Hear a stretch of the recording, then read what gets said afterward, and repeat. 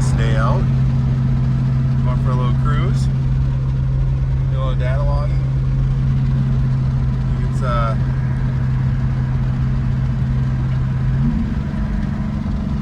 going for a little party. Ready?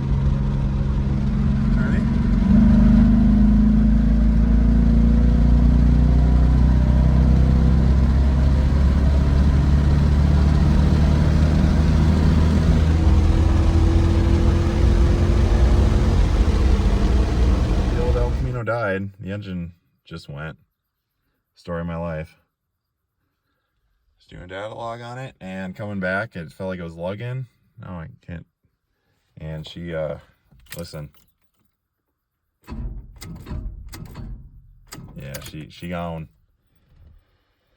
This is awesome. So my buddy is coming to get me and towing me back home. Great. Yay. This is fun. Blew her. So yeah, it's dead.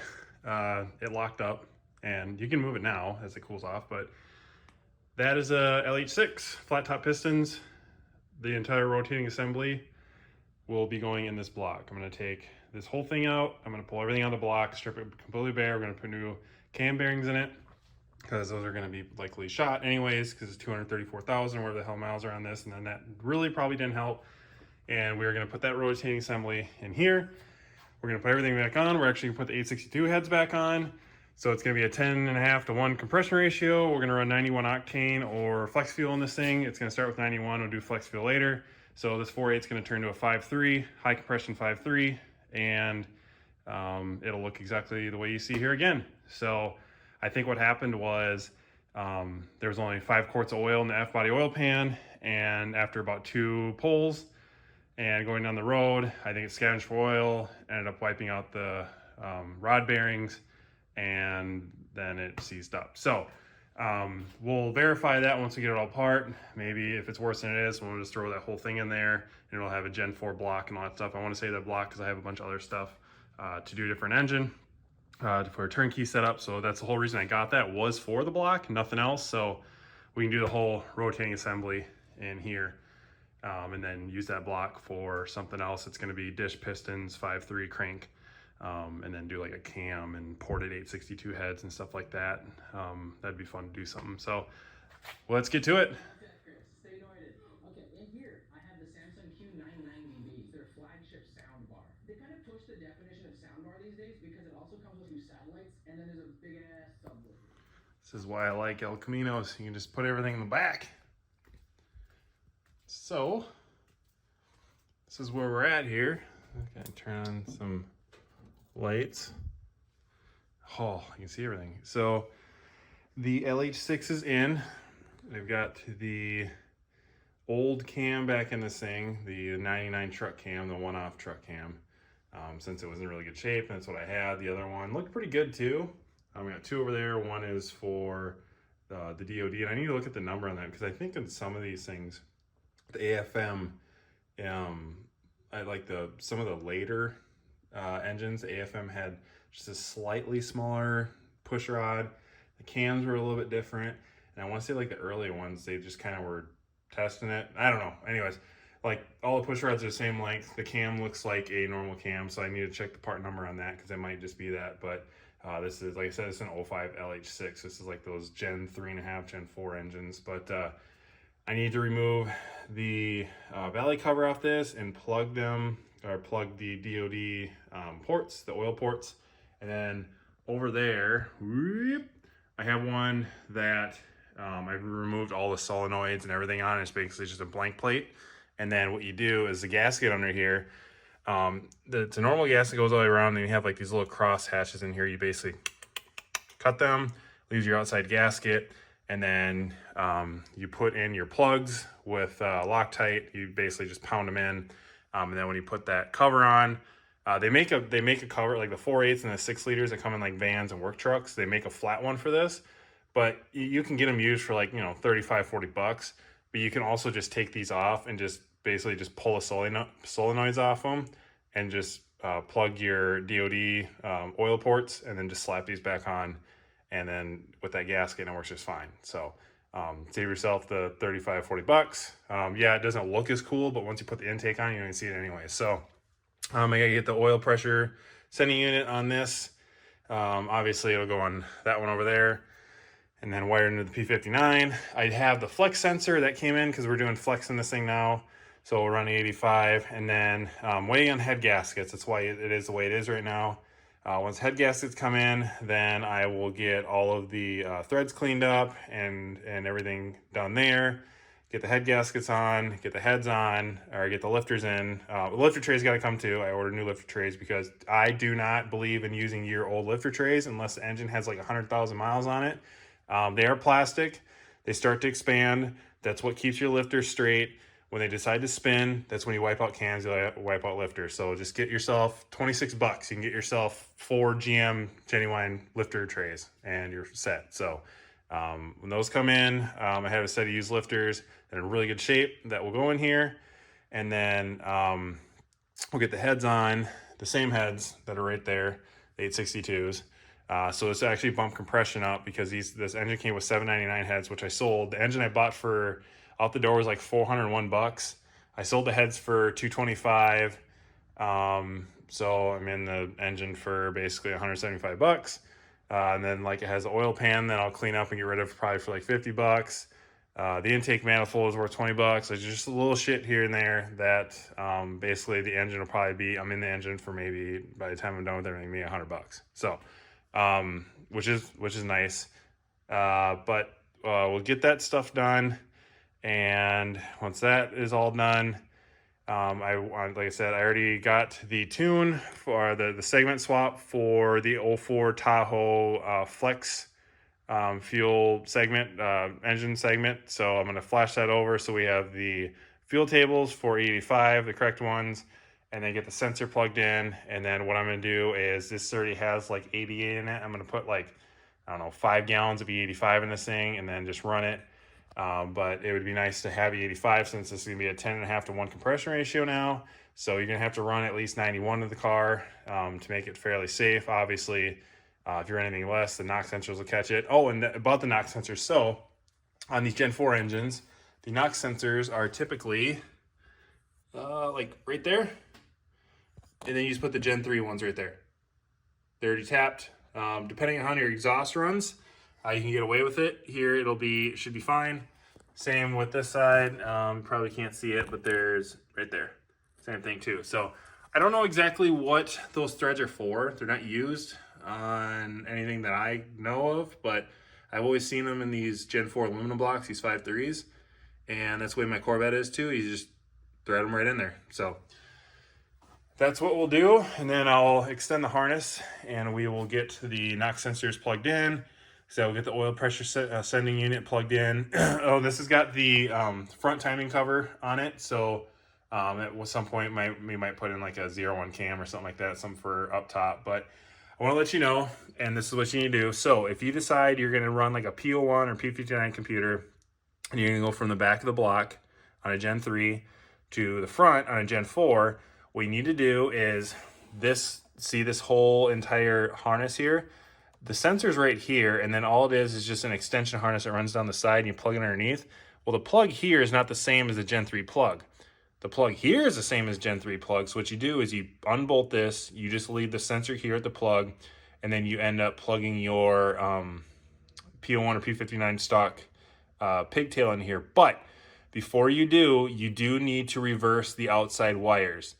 The signal wire is the same, but I have to check again. I believe the signal wire is the same, but the reference, the 5-volt reference, or not the 5-volt, 12-volt, and the ground are switched on this sensor. So on the normal Gen 3 sensor that was on the back of the block, the cam sensor in the back of the block, that's now here in Gen 4, you have to, I don't know why I did that.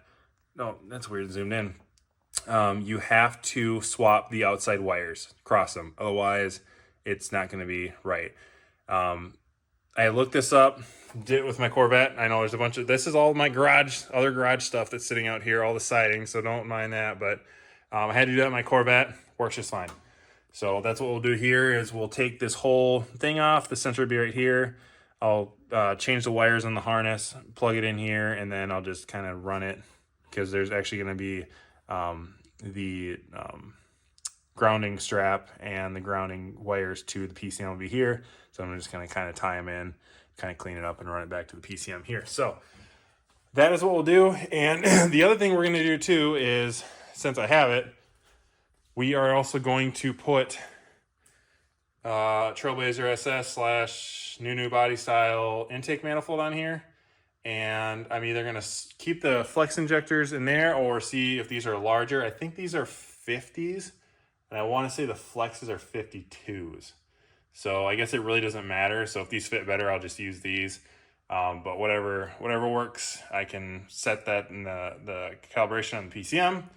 And we'll do that. So hopefully once the head gaskets come in, we can get that done. And then I'll make an update once those are on, once everything's connected. And then we'll do a first fire. And hopefully everything's hunky-dory. So I got the plugs ready and the gasket ready to go off. So this is the top solenoid valley cover. That's what it looks like. I already cut, as you can see, there's little trim pieces on here that keep the gasket on. So you just basically take just take a clippers and clip all those little sections so the outside gasket comes off. That way you can reuse them. They're nice. They work great. Come on, guys. Stop buying this $9.99 China stuff. Just reuse old stuff. So that's what it looks like sitting on there. And then these plugs, they come from a tapered roller bearing. And if you get 2 of them, you can normally get enough to do 5 deletes. Let's see here. This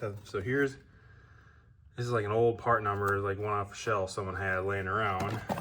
Here's like the outside. Here's the go in here, and they'd have those little tapered bearings in there. Basically, you just cut it, you let them fall out, and then you use that to put in there and sit in there. And then you take a hammer. Let me find a hammer, because that's how you get shit done, is with a hammer. Here we go. A nice hammer right here. Go on this side of the car. And you basically just take it and tap them down.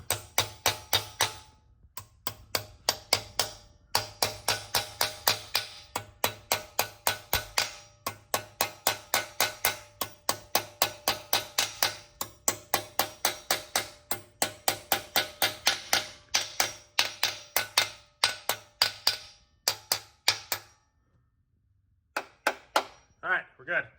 So that's what you do. And then what you can do is you can get one from like a 4.8, 6.2, 6.0, whatever, that have the flat plates, or you can disassemble, take all of that stuff off. And it leaves you with something like this. Some flat. And then what you do, you basically just take it and you set it on top. Like so, and you bolt them down and they don't go anywhere. And then you have your DOD delete. So that's what we're doing. All right, someone mentioned too, and they got a good point, and I've already checked this, but to prove it. So here's one of those tapered bearings, if I'll show up. Come on now. You know the thing, man. So they would be this way. So you see this channel? Someone said, well, can't they lift and go in this channel a little bit because it's tapered down the center? No, they can't, because they are too wide to fully go in there. So there's no way that they can even start to lift up. This will keep it completely blocked. There is no way. The only one they can fit in here, this is where they're at. They sit in here and they will not, they're just too wide. They don't fit. So no, as you can see, they're too big. They're too big. You don't have to. You can see they're too big. So you're good. Too big. Okay. Well, as you can see, the engine is done. It's all put together. But we still have an oiling problem where it is not building pressure. So I pulled the pan off the bottom, and you cannot get the pan out of the car, so it's got to be dropped. And I'm going to try to pull the pickup tube off here, replace the O-ring. Maybe I pinched it, I'm gonna put another Melling green one on there and lube it really good, and then get that back in there. Put the motor back down. As you can see, the motor mounts are loosened, so I can lift the motor up just a little bit, just so I can get that pan off. The pan's so freaking tight to the cross member. I'll put the O-ring back on, or a new O-ring on, and put the oil back in and prime it and see if we can get oil pressure. But this thing is just giving me a fit.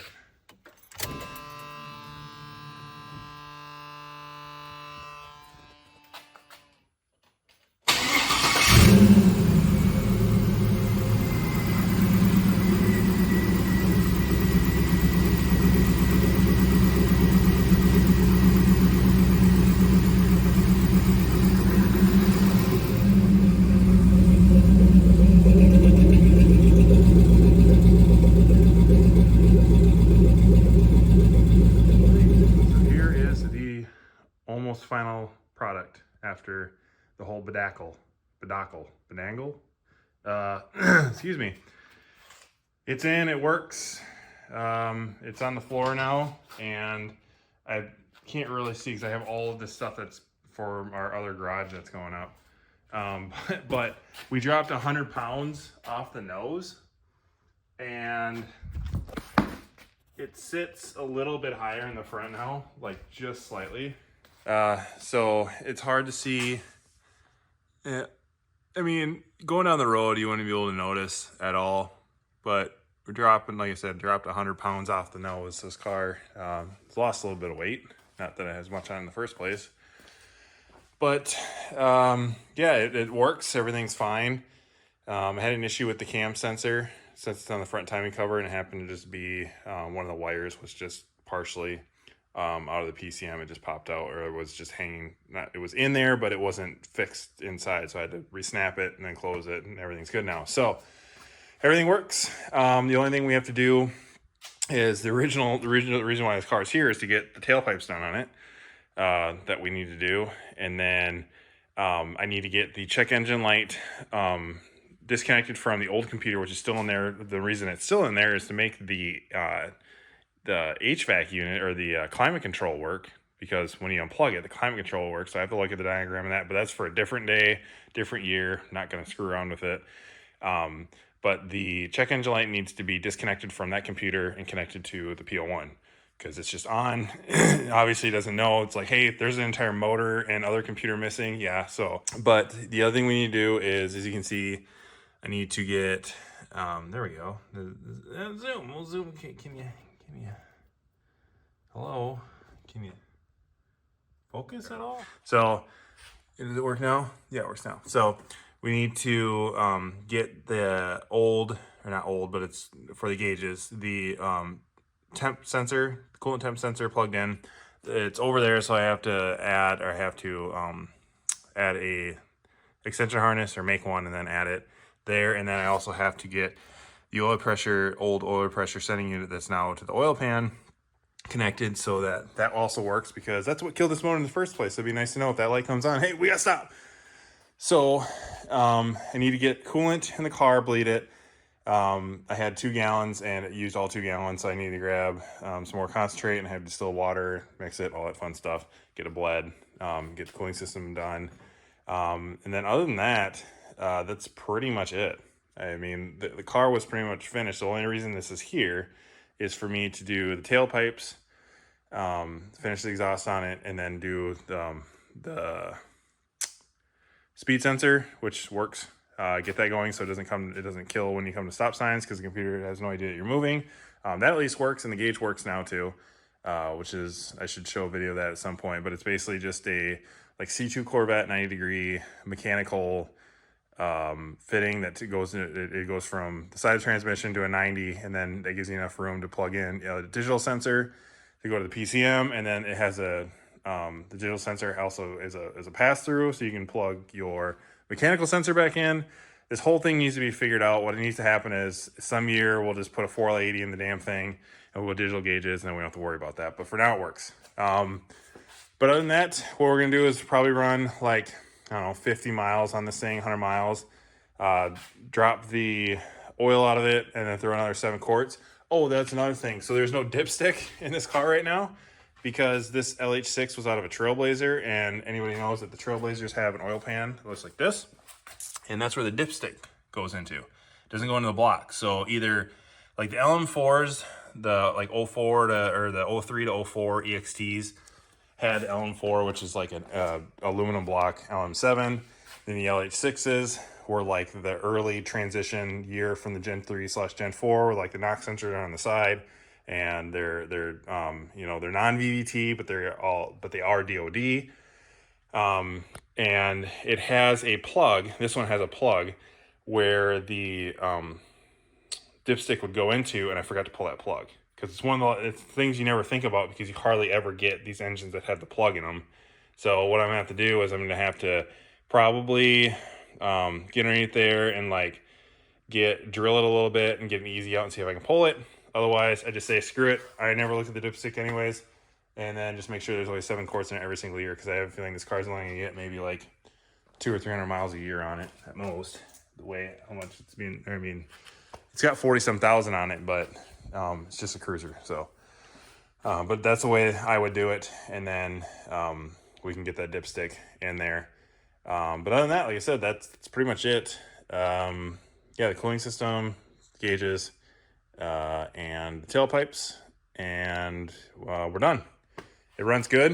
It went from a 1999 or 2000 4.8 liter full stock, bone stock, to this Gen 3.5/4. It is a Gen 4. It's a Gen 4 block.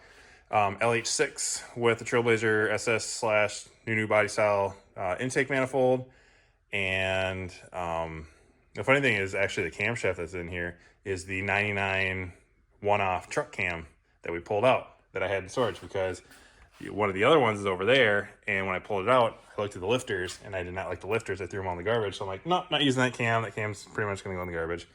The cam looks good, but I just don't trust it. So I ended up throwing the 99 truck cam in here. If you know anything about those, like the 4.8 and 5.3s, like 99, 2000, it might have been just about 99. There's a part number for them, but they're like a one-off truck cam. It was when the year, like the 4.8s were like 270 horsepower and the 5.3s are 285. And it was literally just in the camshaft. And the camshaft it's meant for torque. So I'm thinking with the 862 heads that are on this, they're flat top pistons. And then the Trailblazer SS, new body style intake manifold. I'm guessing this thing's going to make probably another 30, 40 horsepower, just that alone. And we're going to run 91. So, and I do have a flex sensor sitting back there. I'm going to keep that for now. It was going to go on here, but I do not have one for the Corvette. And I think we're just going to wait and probably use for the Corvette. Otherwise, I'll order another one and we'll get this on here maybe next year, and then we can do flex fuel. So that is the update. I will hopefully make another update of this thing driving, because when it's driving, it's out of my garage and I have my space back. The wife can get her Suburban back in, and eventually this stuff will be gone because the garage walls are going up next weekend, hopefully. And this is all the siding. This is all that vinyl siding and stuff. And then like roof wrap and all their Menards Save Big Money stuff. So we can get that out of here, and I can start working on the Corvette again. And then once the garage is done, around like, October, November, this is going to go out in that new garage, which is going to be so much more space. It's basically pretty much where that shelving starts.